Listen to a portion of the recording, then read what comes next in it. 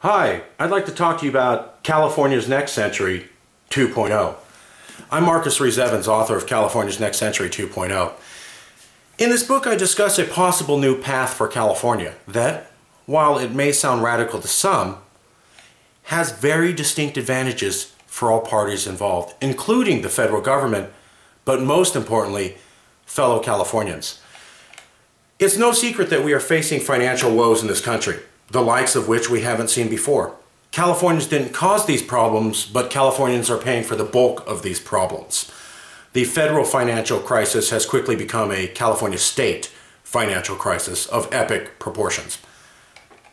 Today, California cities are unable to properly fund police and fire departments, teachers can't be paid their worth, and university students and their families are forced to pay staggering tuitions for good education.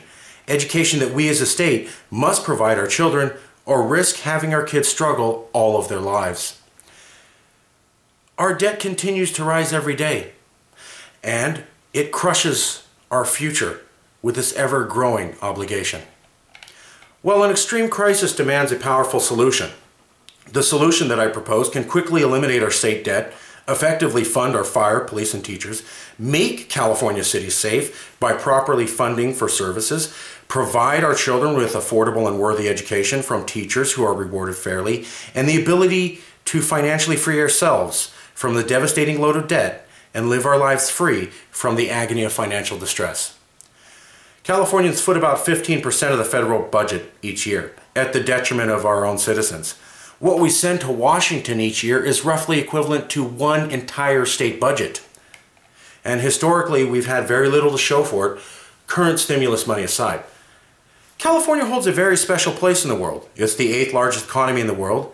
Even as a single state, it is a major player in the world. And as such, we attract business interests from the world over. But most efforts on the part of California to take advantage of our international trade position have effectively been stymied by the federal government all of the time. Governor Schwarzenegger famously voiced his frustration against this type of continued obstruction, and every governor going back more than 50 years has asked for increased permission for international trade just for this state. As I argue in my book and on the Californians for a Better Future website, CBFNOW.org, the time has come for California to claim its rightful place in the world economy and to stop letting our children be crippled by financially having to carry the load of other states. No, I'm not suggesting that we secede from the Union, but that we rearrange the terms of our partnership to arrive at a mutually beneficial relationship that we can all profit from. That is not the relationship we've had for the last 30 years. I am suggesting that California becomes subnationally sovereign. In such an arrangement, California would continue to use the US dollar, trade and business contracts wouldn't change, the existing military would protect the state, use existing bases in California, and Californians would still continue to render service to all of the different armed forces. Once independent, the California economy would begin to thrive due to a new focus on international trade with new laws and an economy designed to fit international trade at the speed of California and not the speed of Washington.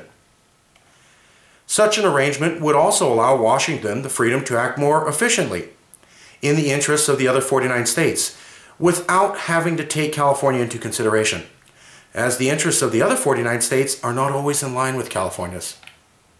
Additionally, California as a subnationally sovereign government would be uniquely poised to fill the void being quickly left by Switzerland. Switzerland has for years prospered as the diplomatic center of the world, but the world has changed, and a European country no longer holds the appeal as a global center for the new world's powers. In the coming decades, the new superpowers represented by America and Europe as one entity, but Russia, India, China, Brazil, and possibly a Southeast Asian collective known as ASEAN, will demand a new negotiation nexus that represents the life and culture of all of the new powers. California is the single most diverse state that can provide the same dynamic in today's world as Switzerland provided for Europe in the last century. An invigorated California would quickly grow its economy, which would benefit the federal government due to our continued economic link. An independent California, free to pursue its own path, free of federal income taxes, and the cumbersome and limiting trade business laws would immediately eliminate its state debt, create surpluses to pay for salaries and services, and it would get us on the path to a recession-proof economy. California's financial stability and solid long-term prosperity through subnational sovereignty is at hand. Now. We just need to claim it. Subnational sovereignty has worked successfully between Hong Kong and China, between England and Scotland, and the United States with Cuba, Philippines, and Puerto Rico historically. Now, many of you may be saying that a U.S. state cannot seek such a free status, that this matter of state independence was closed after the Civil War. Yes, the matter was closed for most states, but not for California and Hawaii. These states hold a distinct legal exception, which has already been recognized by other world leaders and meets the UN criteria for such matters.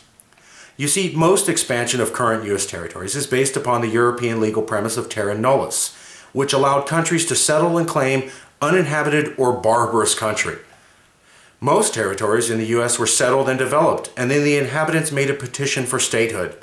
California, however, had an existing sovereign government that was essentially taken by naked military force.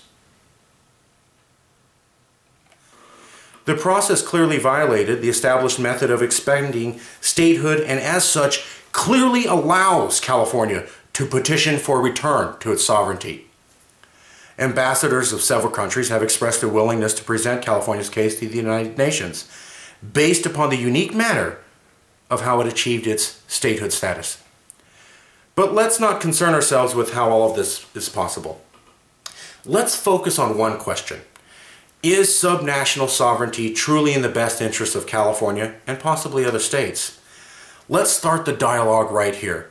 I ask you to take a closer look at this matter and join us at CBFNOW.com to further this discussion. Please check out the book at Amazon. And thank you very much.